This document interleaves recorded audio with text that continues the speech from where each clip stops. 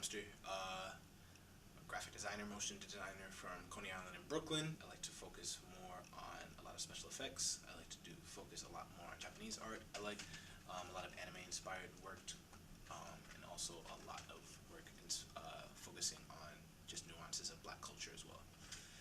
Yeah. I think it was like my mom. I think like my mom got me into it just because like she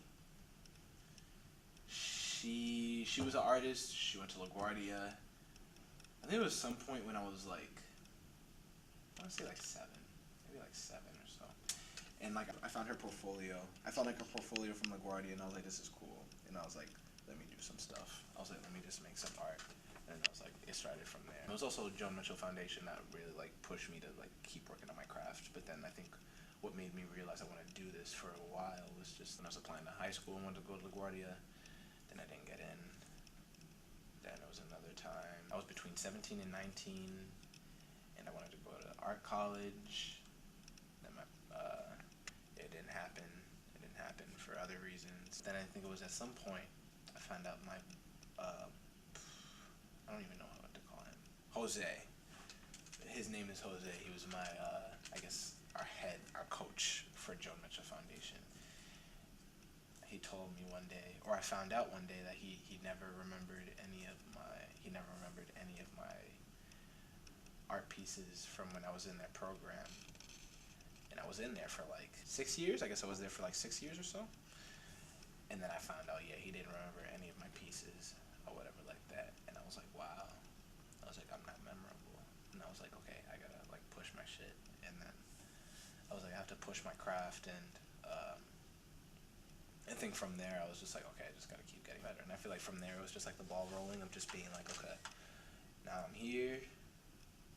Okay, now I know like I have to keep proving myself, and I feel like from then I just keep trying to find ways to prove myself, or like prove that like my shit's memorable, you know? I think like the biggest thing that changed, or like events that changed it, was just essentially it was just going to school for a design program and a design conservatory, and just like time pressure of just not having me think. So I feel like because of that, it really just pushed me to think less, or like stop thinking too much about what I'm trying to make, and just do it and just make it instead of thinking so hard. I think that's the main thing. I think the biggest thing was just figuring out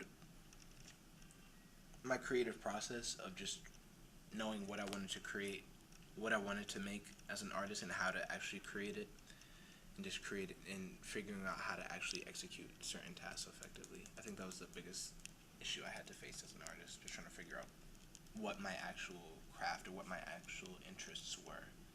And I don't think I'm done with it, but I think it's still something a lot of people still face, but I think that was the biggest thing I had to combat. The biggest hump I had to get over, I'll say. What do I want to accomplish? I just want to like make a world. I just essentially want to just make my world, like make a own world from like scratch, however I can. No matter like what tools or like what materials I'm doing it with. I just want to like essentially just make a world of my own with all my like anything that I create. I just add it to my world and just make it a part of it. Essentially, it's cool. I like starting stuff from scratch. I feel like sandbox ideas, sandbox style concepts in my head, I feel like.